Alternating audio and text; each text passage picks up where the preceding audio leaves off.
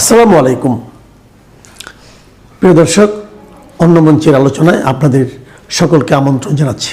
এই যে ট্রাম্প প্রশাসনে দক্ষিণ এশিয়া অঞ্চলে এই পরিবর্তনগুলো যখন গত কয়েক মাসে সাধিত হয়েছে, তখন দিল্লিতে, মার্কিন যুক্তরাষ্ট্রে এবং বাংলাদেশের ভেতরে অনলাইনে অফলাইনে আওয়ামী লীগ নেতাদের সঙ্গেও মার্কিন যুক্তরাষ্ট্র সরাসরি যোগাযোগ করেছে। ব্রেন ক্রিস্টেনসেন এটা নিয়ে কোনো রাগঢাক করেন নাই। তিনি বলেছেন, ক্ষমতায় থাকুক বা না থাকুক, সবার সঙ্গে কথা বলার আমাদের দীর্ঘ ইতিহাস রয়েছে।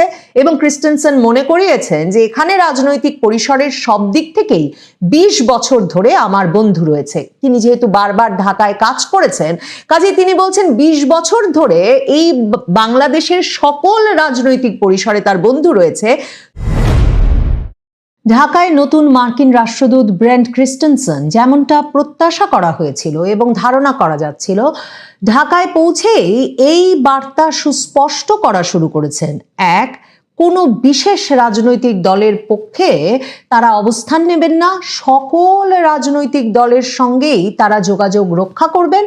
এবং দ্বিতীয়ত, সবচেয়ে গুরুত্বের সঙ্গে যে বিষয়টি তিনি স্পষ্ট করছেন, যে অ্যাসাইনমেন্ট তার জন্য অক্টোবরে মার্কিন সেনেটে তাকে নিয়োগ করবার জন্য যে শুনানি অনুষ্ঠিত হয়েছিল সেখানেই পরিষ্কার করা হয়েছিল, সেটি তিনি খুব স্পষ্ট করে পরিষ্কার করছেন।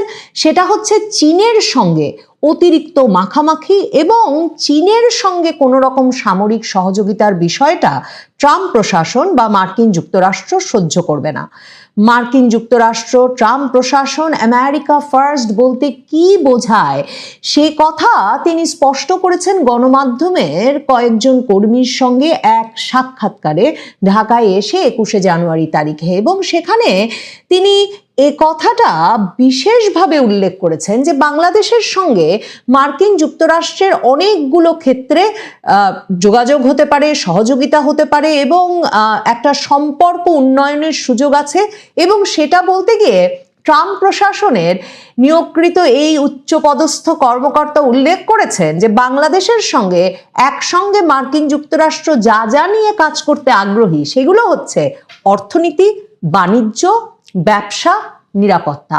আপনাদের আমি বরাবর বলেছি যে নিরাপত্তা, এই অঞ্চলের নিরাপত্তা, মার্কিন যুক্তরাষ্ট্রের প্রভাব সেই নিরাপত্তা বলয়ে বজায় রাখা এবং বাণিজ্য, অর্থনীতি এবং ব্যবসা 3 ভাগে ভাগ করেছেন বটে মার্কিন যুক্তরাষ্ট্রের রাষ্ট্রদূত, কিন্তু আসলে এই ব্যবসা বাণিজ্যই মূল লক্ষ্য ট্রাম্প প্রশাসনের। এবং সেক্ষেত্রে তারা নিরাপত্তার সঙ্গেও এই ব্যবসা বাণিজ্য অর্থনীতির বিষয়টাকে একেবারে ওতপ্রোতভাবে দেখে এবং এটা নিয়ে তাদের কোনো রাগঢাক নাই।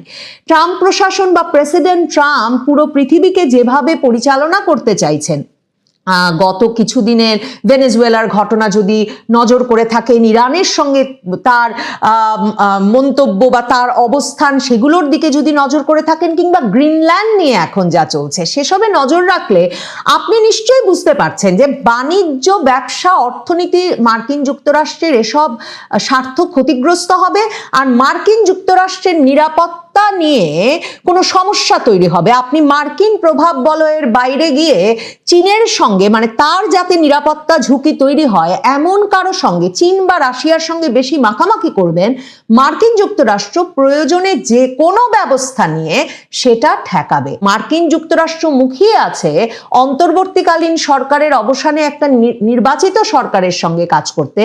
সেই বার্তাগুলো যেমন দেওয়া হয়েছিল, তেমনি কিন্তু এ বার্তা তারেক রহমানের সঙ্গে সাক্ষাৎ করে পরিষ্কারভাবে ব্রেন ক্রিস্টেনসেন দিয়েছিলেন যে তারা সকল রাজনৈতিক দলের সঙ্গেই আলাপ করবেন।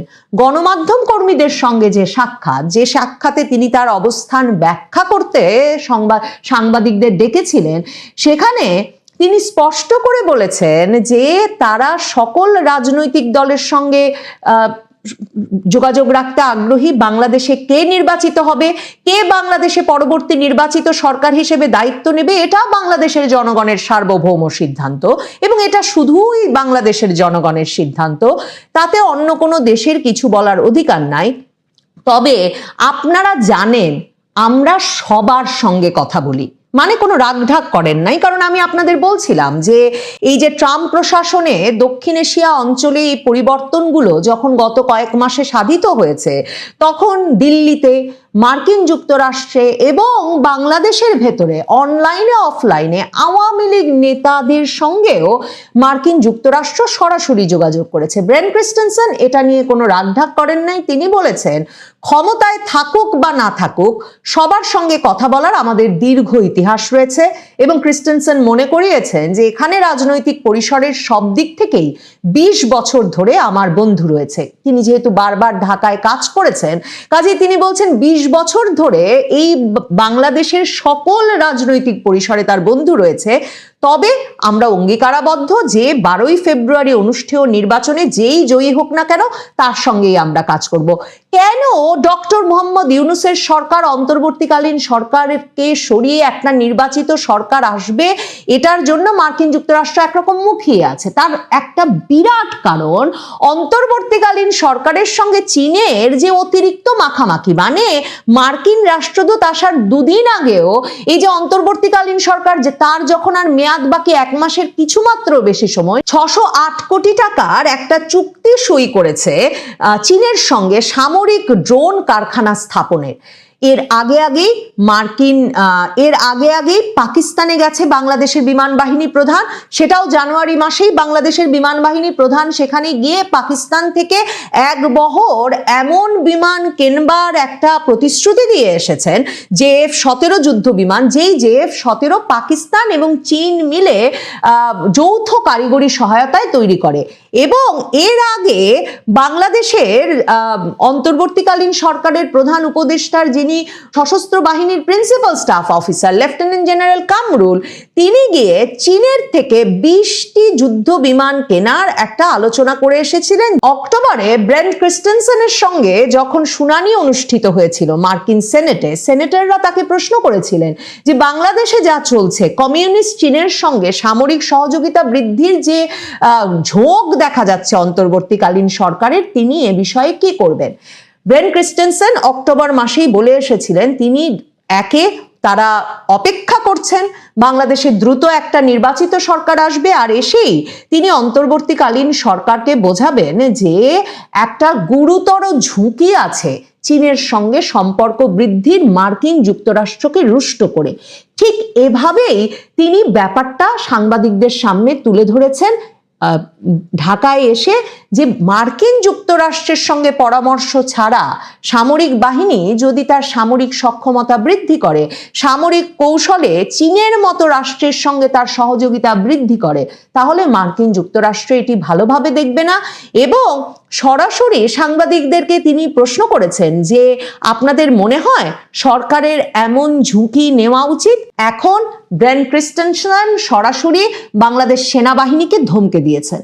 তিনি সংবাদ মাধ্যমকে জানিয়েছেন, এবং নিশ্চিতভাবেই মনে করা যায়, বুঝতে অসুবিধা হয় না, এই ঘাঘু কূটনীতিক সংবাদ মাধ্যমকে ডেকে যে সেনাবাহিনীকে ধমকে দেওয়ার বিষয়টি সিদ্ধান্ত নিয়েছেন এবং সুনির্দিষ্টভাবে বলেছেন। তার কারণ হচ্ছে, তারা দেখছেন যে ঘরের দরজা আটকে জাতীয় নিরাপত্তা উপদেষ্টা খলিলুর রহমানকে ওয়াশিংটনে নিয়ে কিংবা অন্তর্বর্তীকালীন সরকারের প্রধান উপদেষ্টার সঙ্গে যা বলা হচ্ছে সেটা তাদের একরকমের বলা যায় কানে প্রবেশ করছে না। কারণ এটা যেহেতু একটা অন্তর্বর্তীকালীন সরকার, তারা যথাসাধ্য তাদের ব্যক্তিগত এবং তাদেরকে ক্ষমতায় টিকিয়ে রাখতে পারে সেই গোষ্ঠীটিকে একরকমের খুশি করে যেতে চাইছে। তাই ব্রেন ক্রিস্টেনসেন সাংবাদিকদের সামনে সরাসরি বলেছেন যে বাংলাদেশ সেনাবাহিনীর পেশাদার সামরিক শিক্ষায় সহায়তা দিতে শুধুমাত্র 15 লক্ষ মার্কিন ডলার যুক্তরাষ্ট্র প্রতি বছর খরচ করে। কাজেই যুক্তরাষ্ট্র প্রত্যাশা করে বাংলাদেশের সেনাবাহিনী, বিমান বাহিনী, নৌবাহিনী তারা যেখানে যা সামরিক কেনাকাটা করবে এবং যা কৌশল তারা তৈরি করবে সেটা নিশ্চিতভাবেই মার্কিন যুক্তরাষ্ট্রকে নিশ্চিন্ত রাখবে। তার মানে যেটা আপনাদেরকে বহুবার বলেছি যে মার্কিন যুক্তরাষ্ট্রের যে নিরাপত্তা অঞ্চল তারা ভাগ করেছে ট্রাম্প প্রশাসন, সেখানে ইন্দো প্যাসিফিক, ইন্দো প্রশান্ত মহাসাগরীয় অঞ্চলে পড়েছে বাংলাদেশ, ভারত, এবং সেখানে তারা ভারতকে মানে এই ইন্দো প্রশান্ত মহাসাগরীয় অঞ্চলে তাদের সবচেয়ে বড় মিত্র বলে মনে করে, এবং চীনের থেকে ইন্দো প্রশান্ত মহাসাগরীয় অঞ্চলের দেশগুলোকে দূরে রাখাকে তারা তাদের সবচেয়ে বড় নিরাপত্তা কৌশল হিসেবে মনে করে। এই অন্তর্বর্তীকালীন সরকারের সময় যখন মার্কিন যুক্তরাষ্ট্রকে রুষ্ট করে বাংলাদেশ মানে চীনের সঙ্গে সামরিক সহযোগিতা বৃদ্ধিতে একেবারে উদ্বেল হয়ে উঠেছে, তখন বারবার বাংলাদেশের অ্যানালিস্টরা, পর্যবেক্ষকরা, বিশ্লেষকরা বলছিলেন যে শান্তিরক্ষা কার্যক্রমে মানে জাতিসংঘের শান্তিরক্ষা কার্যক্রমে বাংলাদেশের অবস্থান কি থাকবে, জাতিসংঘের ওপর অত্যন্ত প্রভাবশালী বলেই তাতে মার্কিন যুক্তরাষ্ট্রের এমন প্রভাব রয়েছে যে সেনাবাহিনীর বা সশস্ত্র বাহিনীর উচিত হচ্ছে কিনা মার্কিন যুক্তরাষ্ট্রকে খেপিয়ে চীনের সঙ্গে বন্ধুত্ব করা। ব্রেন ক্রিস্টেনসন পরিষ্কার করে বলেছেন যে সামরিক বাহিনীর আধুনিকায়ন পরিকল্পনা ও সক্ষমতা উন্নয়নে আমরা তাদের সঙ্গে কাজ করছি, বিশেষ করে শান্তিরক্ষা কার্যক্রমে তারা কিভাবে আরো বিস্তৃত ভূমিকা রাখতে পারে, পাশাপাশি দেশের আভ্যন্তরীণ নিরাপত্তা চাহিদা পূরণে কিভাবে কার্যকর হতে পারে, এগুলো সবসময় আমরা বাংলাদেশ সেনাবাহিনীর সঙ্গে কাজ করে এসেছি।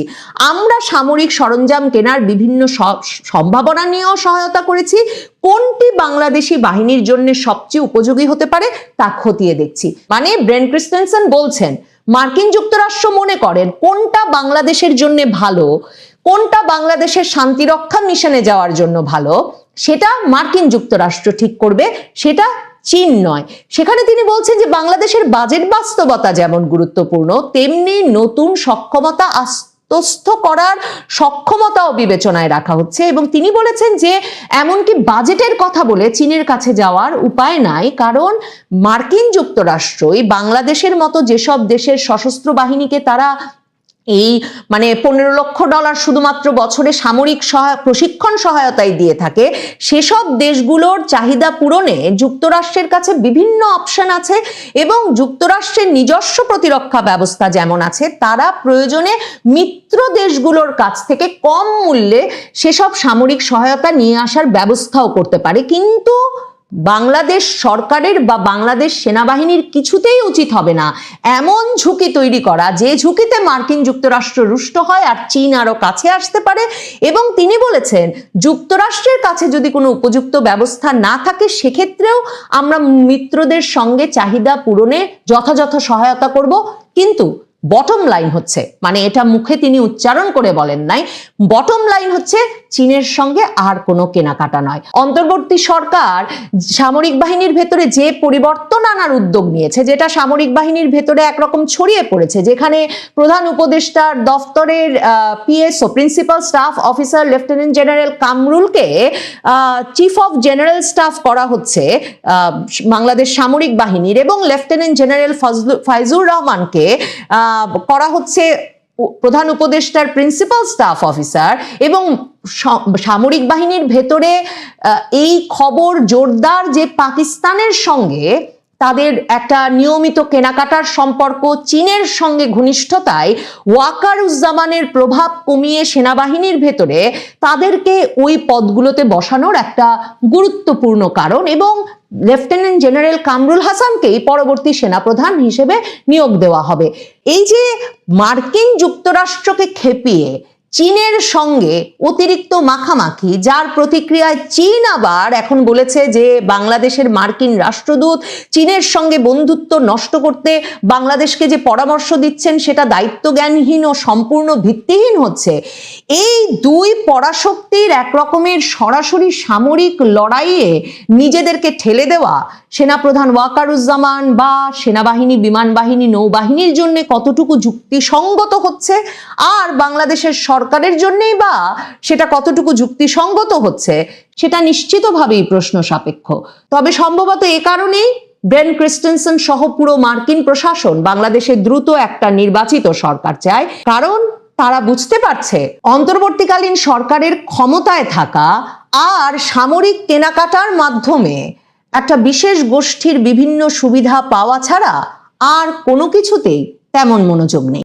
বাংলাদেশকে নিয়ে দুই পরাশক্তি মার্কিন যুক্তরাষ্ট্র ও চীনের বিরোধ প্রকাশ্যে রূপ নিয়েছে। বাংলাদেশে নিযুক্ত নতুন মার্কিন রাষ্ট্রদূত ব্রেন্ট টি ক্রিস্টেনসেন ঢাকায় দায়িত্ব গ্রহণের 10 দিনের মাথায় কোনো রাগঢাক না রেখেই বাংলাদেশের অন্তর্বর্তী সরকারকে সতর্ক করে দিয়েছেন চীনের সাথে সামরিক ও নিরাপত্তা ইস্যুতে সম্পর্ক রাখলে কি ধরনের বিপদের মুখোমুখি হতে হবে। মার্কিন রাষ্ট্রদূতের এমন মন্তব্যে তেতে উঠেছে বাংলাদেশের চীনা রাষ্ট্রদূত। ঢাকায় যুক্তরাষ্ট্রের নতুন রাষ্ট্রদূতের মন্তব্যকে দায়িত্ব জ্ঞানহীন ও সম্পূর্ণ ভিত্তিহীন বলে পাল্টা মন্তব্য ছুড়ে দিয়েছে চীনা দূতাবাস। চায়না প্রশাসন বলছে, বাংলাদেশের সাথে চীনের সম্পর্কে যুক্তরাষ্ট্রের হস্তক্ষেপ কিংবা আঙুল তোলার কোনো সুযোগ নেই। চীনের রাষ্ট্রদূতের এমন পাল্টা জবাবের পরই মার্কিন রাষ্ট্রদূত বৈঠক করেছেন অন্তর্বর্তী সরকারের সর্বোচ্চ পর্যায়ের সাথে, দিয়েছেন কড়া সতর্কবার্তা। মার্কিন প্রশাসনের কড়া বার্তায় বিপাকে পড়েছেন অধ্যাপক ইউনূস ও তার সরকার। থামাতে হচ্ছে চীনের সহায়তায় সামরিক ড্রোন উৎপাদন কারখানা স্থাপনের প্রকল্প। মাত্র কয়েকদিন আগে চীনা রাষ্ট্রদূত বিশাল ফুলের তোড়া দিয়ে শুভেচ্ছা জানিয়েছিলেন জাতীয় নিরাপত্তা উপদেষ্টাকে, কিন্তু মার্কিন প্রশাসনের বার্তা পাওয়ার পর সেই ফুল আপাতত কাটার মতোই বিষাদ লাগছে অন্তর্বর্তী সরকারের কাছে। শুধু করা বার্তা নয়, বেশ কয়েকটি শর্ত জুড়ে দিয়েছে মার্কিন প্রশাসন, আর তাতে বিপাকে পড়েছে অন্তর্বর্তী সরকার।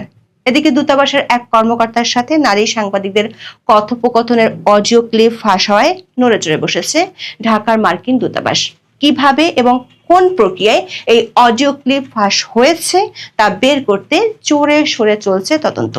দূতাবাস খুঁজছে বিদেশি কোনো গোয়েন্দা সংস্থা এর সাথে জড়িত কিনা। বিস্তারিত জানতে চলুন যাওয়া যাক বিশ্লেষণে।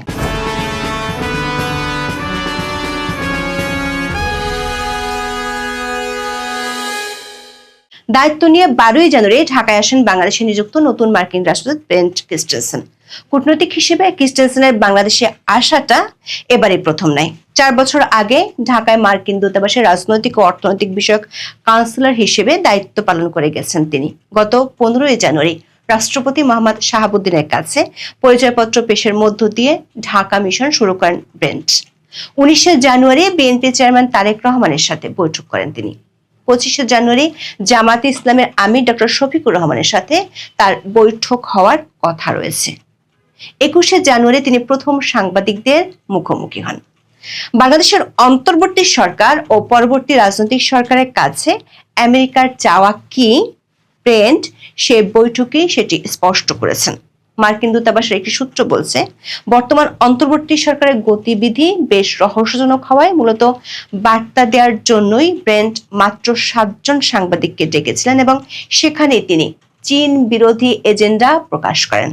সাংবাদিকদের সাথে সেই বৈঠকে ব্রেন্ট ক্রিস্টেনসেন বলেন, নির্দিষ্ট কিছু ক্ষেত্রে চীনের সঙ্গে সম্পর্ক রাখার ক্ষেত্রে ঝুঁকির বিষয়গুলো স্পষ্টভাবে বাংলাদেশের অন্তর্বর্তী সরকার বা নতুন নির্বাচিত সরকারের কাছে তুলে ধরবেন।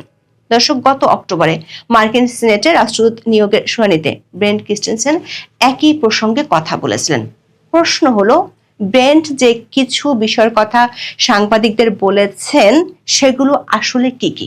সূত্রগুলো বলছে, বাংলাদেশের অন্তর্বর্তী সরকারের আমলে চীনের সাথে সামরিক সম্পর্ক আর আঞ্চলিক নিরাপত্তা ইস্যুই মার্কিন মাথা ব্যথার কারণ। ব্রেন্ট নিজেই সাংবাদিকদের বলেছেন, নিরাপত্তা সংক্রান্ত বিষয়গুলো তাদের জন্য বিশেষ আগ্রহের ক্ষেত্র। এই দায়িত্ব পালনের আগে ওয়াশিংটনে তিনি এই বিষয়ে একজন জ্যেষ্ঠ কর্মকর্তা হিসেবে কাজ করেছেন এবং বাংলাদেশেও তার এ নিয়ে কাজের দীর্ঘ অভিজ্ঞতা রয়েছে। রাগঢাক না রেখে ব্রেন্ট বলেছেন, মার্কিন প্রশাসন গত 2 বছর ধরে চেষ্টা করছে চীনের উপর বাংলাদেশের সামরিক নির্ভরতা কমাতে। তার মতে, বাংলাদেশের প্রতিরক্ষা বাহিনীর সব শাখার সঙ্গে যুক্তরাষ্ট্রের অংশীদারিত্ব রয়েছে।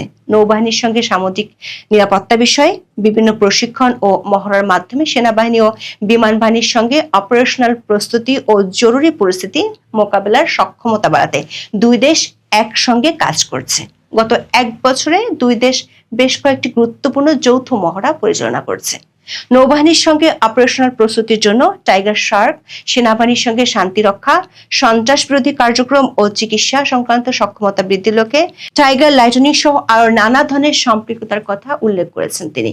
এমনকি বাংলাদেশ সেনাবাহিনীর জন্য প্রতি বছর প্রায় $15 লাখ পেশাদার সামরিক শিক্ষায় সহায়তা দিচ্ছে যুক্তরাষ্ট্র। কূটনৈতিক সূত্রগুলো বলছে, যুক্তরাষ্ট্র চায় না বাংলাদেশ চীন থেকে সামরিক সরঞ্জাম কিনুক।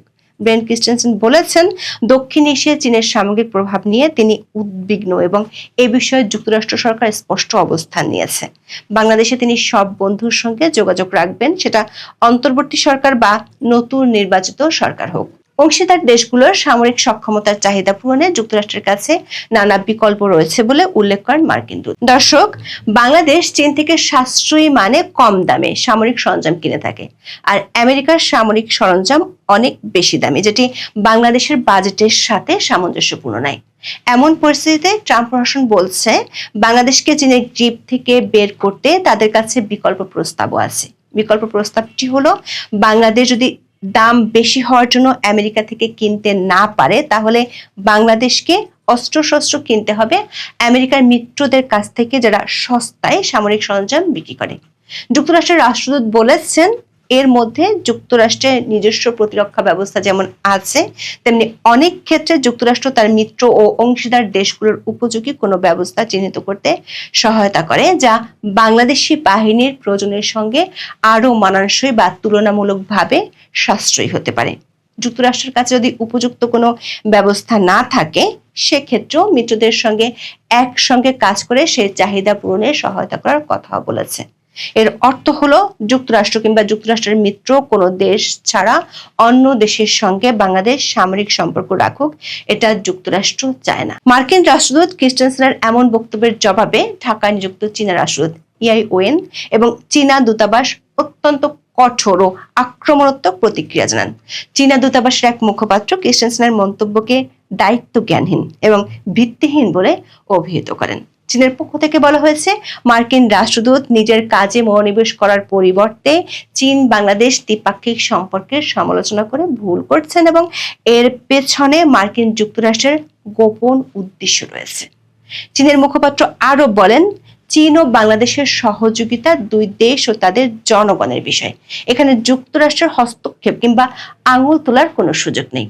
প্রশ্ন হলো, ঢাকায় আসার 10 দিনের মধ্যে কেন নতুন মার্কিন রাষ্ট্রদূত এমন কড়া বার্তা দিলেন? সূত্রগুলো বলছে, ব্রেন্ট যেদিন ঢাকায় ল্যান্ড করেন, সেদিনে তিনি জানতে পারেন আকাশ প্রতিরক্ষার সক্ষমতার জোরদারে সামরিক ড্রোন উৎপাদন কারখানা স্থাপনের জন্য চীনের সঙ্গে G2G চুক্তি সই করতে যাচ্ছে বাংলাদেশের অন্তর্বর্তী সরকার। আনুষ্ঠানিক চুক্তির আগে গত 6 জানুয়ারি অর্থ মন্ত্রণালয় establishment of manufacturing plant and transfer of technology for unmanned Arial vehicle শীর্ষক প্রকল্প প্রস্তাবের অনুমোদন দেয়। 608 কোটি 8 লাখ টাকার এই প্রকল্পের ড্রোন ম্যানুফ্যাকচারিং প্ল্যান্ট প্রযুক্তি আমদানি ও স্থাপনের জন্য এলসি খোলা এবং পরিশোধ বাবদ বরাদ্দ রাখা হয়েছে 570 কোটি 60 লাখ টাকা। প্রস্তাবনা অনুযায়ী বাংলাদেশ বিমান বাহিনী চীনের রাষ্ট্রায়ত্ত প্রতিরক্ষা ইলেকট্রনিক্স প্রতিষ্ঠান China electronics technology group corporation ইন্টারন্যাশনালের সরবরাহকৃত প্রযুক্তি ব্যবহার করে প্রকল্পটি বাস্তবায়ন করবে। বাংলাদেশের অন্তর্বর্তী সরকারের জাতীয় নিরাপত্তা উপদেষ্টা খলিলুর রহমান 8 থেকে 12 জানুয়ারি যুক্তরাষ্ট্র সফরে গিয়েছিলেন। সেখানে তার সাথে মার্কিন প্রশাসনের শীর্ষ কর্মকর্তাদের সাথে বৈঠক হয়। বিশেষ করে পররাষ্ট্র দপ্তরের রাজনৈতিক বিষয়ক আন্ডার সেক্রেটারি এলিসন হুকার এবং যুক্তরাষ্ট্রের দক্ষিণ ও মধ্য এশিয়া বিষয়ক সহকারী পররাষ্ট্রমন্ত্রী পল কাপুর বাংলাদেশের জাতীয় নিরাপত্তা উপদেষ্টাকে ড্রোন কারখানা স্থাপনের জন্য চীনের সাথে এই চুক্তিটি না করার পরামর্শ দেন। কিন্তু খলিলুর রহমান দেশে ফেরার পর সে বিষয়ে অগ্রগতি হয়নি। উল্টো 18 জানুয়ারি চীনের রাষ্ট্রদূত ইয়াও ওয়েন খলিলুর রহমানের সাথে দেখা করে চুক্তিটি করার জন্য বিশাল ফুলের তোড়া দিয়ে শুভেচ্ছা জানান।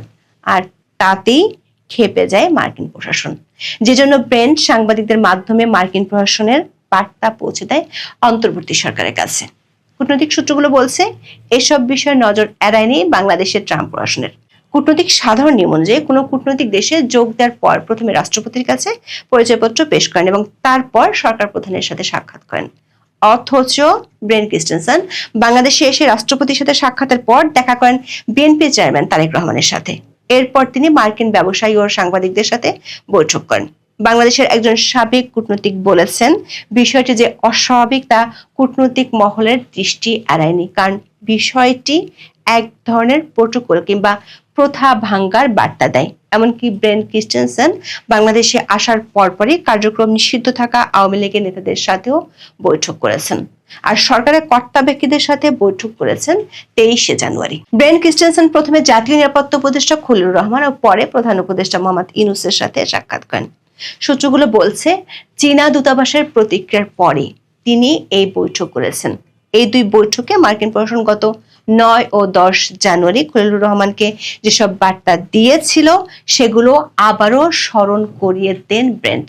পাশাপাশি শুধু সামরিক চুক্তি নয়, তিস্তা প্রকল্প চীন থেকে দূরে থাকার বার্তা দেওয়া হয়েছে মার্কিন প্রশাসন থেকে।